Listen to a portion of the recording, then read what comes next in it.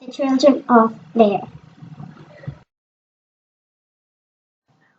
By 3rd and 4th class from Brierfield National School, we hope you enjoy it. Long ago in Ireland, there lived a kind-hearted king called Lir. Lir was loved by his people because he was very wise. He treated all of his people in his kingdom as if they were his own children.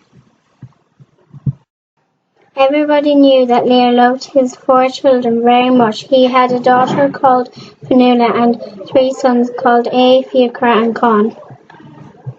Tragedy struck Lir and the family when his wife died suddenly.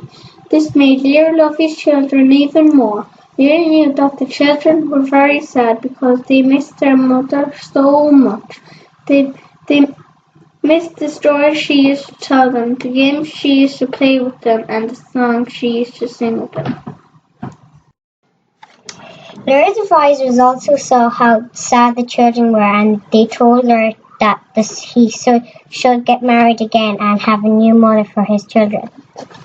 Lir agreed with them and decided to marry a beautiful young woman called Aoife.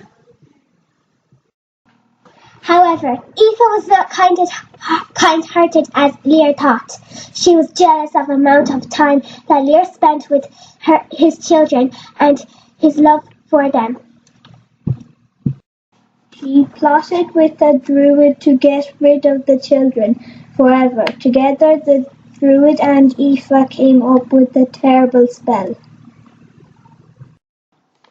One afternoon, Aoife followed the children down to a lake in the grounds of the castle. As the children played in the water, Aoife suddenly pulled out a magic wand. She waved it over the children and chanted a spell as she did so. There was a flash of light and the sound of thunder, and the children were vanished. In their place were 4 beautiful white swans. One of the swans suddenly spoke, and it was the voice of Fionnuala that came from its beak. "How could you do this to us?" she asked Aoife. The only reply was Aoife's howls of laughter as she returned to the castle in triumph.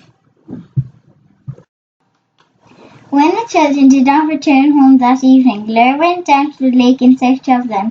As he got close to the edge of the lake, 4 swans swam up to him and began to call out, "Father, Father!"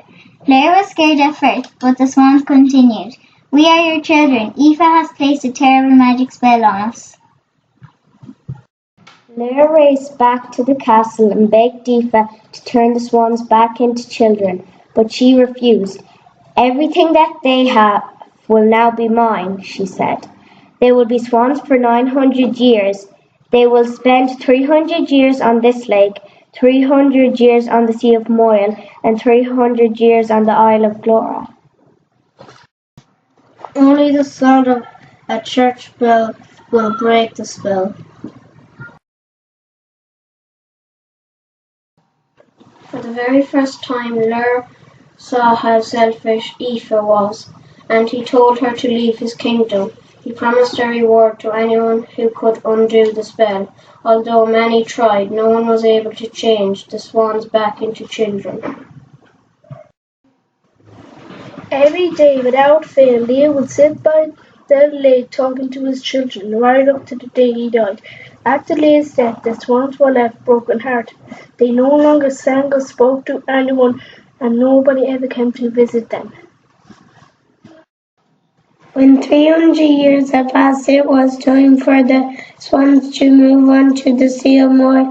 The Sea of Moyle lies between Ireland and Scotland, and this is a cold, stormy place.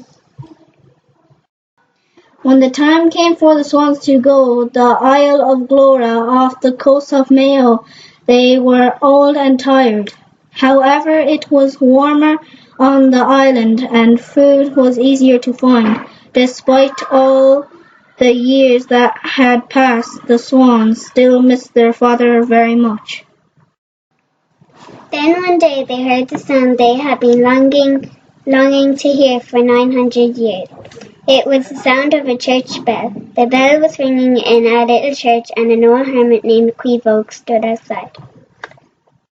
The bell was ringing in a little church, and an old hermit named Queevoke stood outside.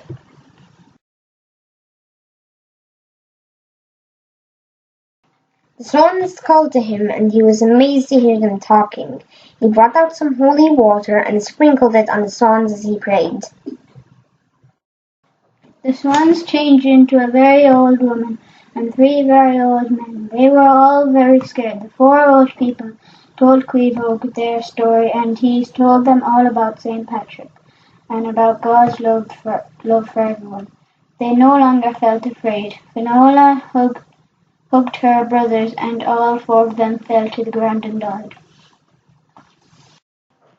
Queevogue buried them in one grave. They joined their parents in heaven. Queevogue made sure to tell their story, and it still survives today. Thank you for watching our photo story. The end.